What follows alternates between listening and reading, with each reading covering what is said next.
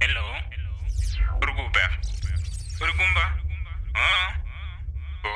Iribotar sa kuma shirga kombo ne da yana kuma shirga. I can explain. Whoa, Tapens, yeah, Minem. Oh, Tapens music. Nazokuwani kita, ndakuwana. Iwe usanaro, so baby usadare. Yeah, uneta wakomana hopo, urikombiere iwe. Vangwe pakadoma, urikombiere iwe. Uneta wakomana hopo, urikombiere iwe. Vangwe pakadoma, urikombiere iwe. Uneta wakomana hopo, uribaziere iwe. Standing passenger, uribaziere iwe. Uneta wakomana hopo, uribaziere iwe.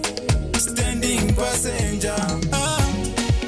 Nebe bwangu ndatadze naso inga ndokuitira zvese wani panguva yaunoda hapana kana zuva randakakusiya uchirara nenzara uyo waunaye mukombi ndiyani tichiburuka mukomba tisivane usandifonere usanditextera pawhatsapp inini newe atisivane ya never call me again usandifonere atisivane wandinyadzisa mafriends angu ndichamaudza kuti kudi uneta vakomana hopo urikombiere iwe vamwe pakadoma urikombiere iwe uneta vakomana hopo urikombiere iwe vamwe pakadoma urikombiere iwe uneta vakomana hopo uribaziere iwe standing passenger uribaziere iwe uneta vakomana hopo uribaziere iwe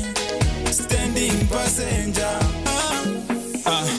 uri kugadzira zvikwata zverudo vamwe ndeve finance vanokudyisa mari pavanodira vamwe ndeve food mukapinda tonasi ndivo vanotenga food muchicken slice manje inini wandirwadzisa wandibaya panyamanete saka inini usandifonere usandiwhatsappira usandifacebookira usanditwitira ini usataure neni uneta vakomana hopo urikombiere iwe vamwe pakadoma urikombiere iwe uneta vakomana hopo urikombiere iwe vamwe pakadoma urikombiere iwe uneta vakomana hopo uribaziere iwe standing passenger uribaziere iwe uneta vakomana hopo uribaziere iwe